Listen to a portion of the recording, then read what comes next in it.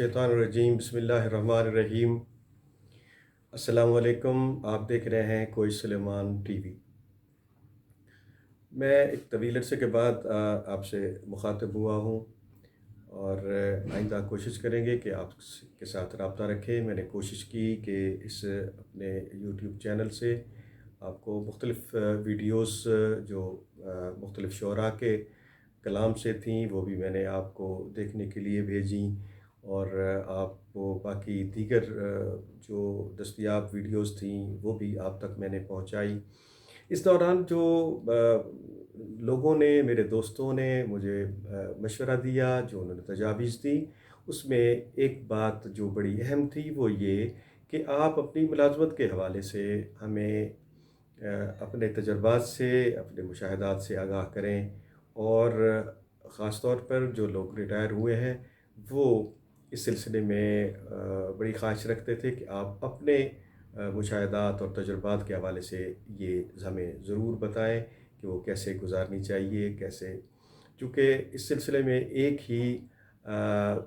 ख़ौफ़ होता है कि मेरा दोस्तों से अब दोबारा शायद उन लोगों से मुलाकात ना हो, या मुलाकात हो तो कम हो, क्योंकि उनकी अपनी मसरूफ़ियात होती हैं और वो अपनी मसरूफ़ियात से वक्त निकाल कर कभी भी आपको टाइम नहीं देंगे। लिहाजा आपको अपना वक्त गुजारना है। कैसे गुजारना है, उसके लिए कोई इतनी बड़ी रॉकेट साइंस नहीं है। आपने मुतालिया करना है अपनी किताबों से। मुख्तलिफ़ लोगों की अच्छी अच्छी किताबें मिल सकती हैं, और नेट पे बहुत कुछ मवाद ऐसा है जो पढ़ने के लिए, देखने के लिए मौजूद है। आप उससे इस्तेफ़ादा कर सकते हैं। जो भी आपके मुशाहदे में आया, आपके तजर्बे में आया, वो मैं आपसे शेयर करूँ। तो दोस्तों, इसमें कोई इतनी लंबी चौड़ी कोई रॉकेट साइंस तो है नहीं कि रिटायरमेंट के बाद आदमी कैसे ज़िंदगी गुजारता है, उसको कैसे गुजारनी चाहिए।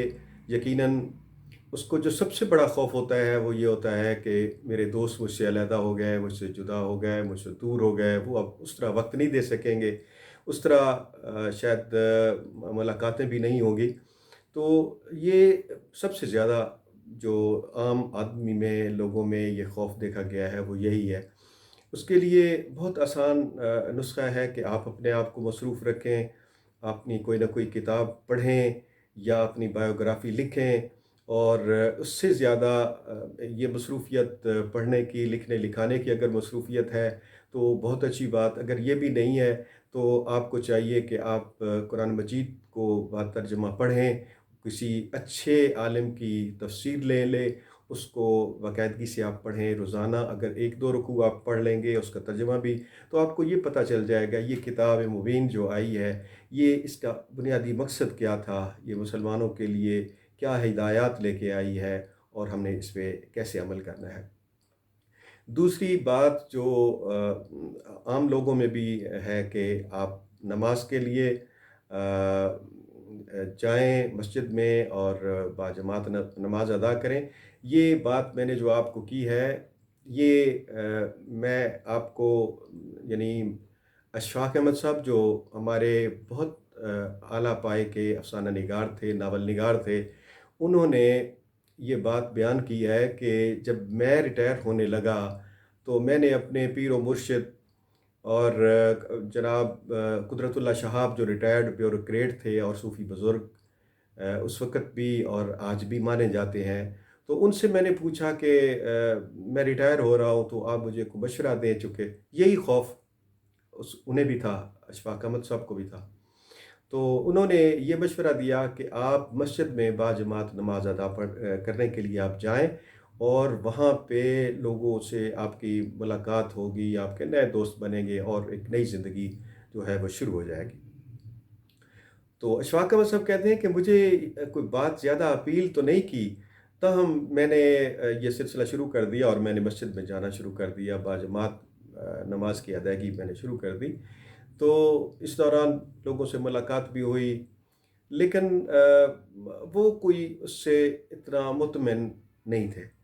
ताहम उन्होंने ये सिलसिला जारी रखा। तो वो कहते हैं कि कुछ दिनों के बाद मैं इस्लामाबाद चला गया, मुझे हफ़्ता 10 दिन वहाँ लग गए। तो जब मैं वापस आया तो उनकी बेगम ने बानो कुद्सिया जो उनकी बेगम है, उन्होंने बताया कि कुछ लोग आए थे जिन्हें मैं तो नहीं जानती, लेकिन वो आपका पूछ पूछ रहे थे कि अशफाक अहमद साहब कहाँ हैं, उनकी तबीयत कैसी है। तो मैंने उनसे पूछा कि वो कौन लोग थे? उन्होंने कहा मैंने जानती नहीं हूँ, उनके सिर पे पगड़ियाँ थी, टोपियाँ थीं और हाथ में तस्बीह पकड़ी हुई थी। तो ये लोग थे जिन्हें मैं जानती नहीं थी। तो उस वक़्त अशफाक अहमद कहते हैं कि मुझे उस वक़्त ख़्याल आया कि ये वाक़ई वो मस्जिद वाले लोग होंगे जो मेरे साथ नमाज़ पढ़ने वाले हैं। वो यकीनन मेरी खैर खैरियत पूछने आए थे। चूँकि दफ़्तर में और बाकी तो ताल्लुक़ और दोस्ती वो उस तरह नहीं रहती, लेकिन नई दोस्ती जो मस्जिद के साथ जो वो एक हमारा मरकज़ है, उसमें वो जो लोग बाजमात नमाज़ अदा करते हैं, वो लोग उनकी खैर खैरियत पूछने आए। और फिर उन्हें ख़्याल आया कि मेरे पीर व मुर्शिद कुदरतुल्लाह शहाब ने बिल्कुल ठीक कहा था कि इस तरह एक नया सिलसिला शुरू हो सकता है और नए दोस्त भी बन सकते हैं, नए लोगों के साथ एक राब्ता हो सकता है। ये कोई इतनी बड़ी बात नहीं है, लोग इस पे अमल कर रहे हैं, आप लोग भी अमल करें और बिल्कुल इस पे ना घबराएँ, इस पे बिल्कुल परेशानी नहीं होनी चाहिए। वो एक दौर था, एक टाइम था, वो गुज़र गया और अब आप अपने तौर पे तन्हाई में रहना सीखें, अपने आप में यानी अपनी मसरूफ़ियत अपने आप में तलाश करें, लिखने में तलाश करें और सुनने में तलाश करें। बहुत सारे ऐसे लोग हैं जो बहुत अच्छी-अच्छी बातें बताते हैं। आप यूट्यूब चैनल पे जाएँ, वहाँ पे मुख्तलिफ़ लोग आपको मिलेंगे, दीन की तालीम भी दे रहे हैं, अदब की तालीम भी दे रहे हैं। तो आप अगर इस तरह अपनी मसरूफ़ियत जारी रखेंगे तो यकीनन आपको कोई मुश्किल पेश नहीं आएगी।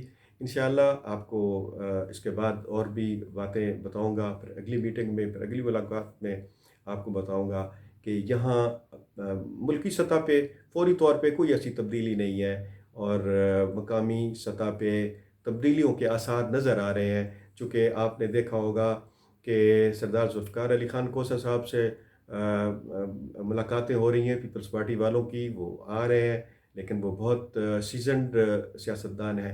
वो ऐसे कोई फ़ैसला नहीं करेंगे जब तक वो मुल्की सतह की सूरत हाल को देख ना लें। इसी तरह पीटीआई से भी कई लोग निकलने के ख्वाहिशमंद हैं। आप तौसे से लेकर डेरा गाजी खां पूरे को देख लें, तो कोई बंदा भी राज़ी नहीं है।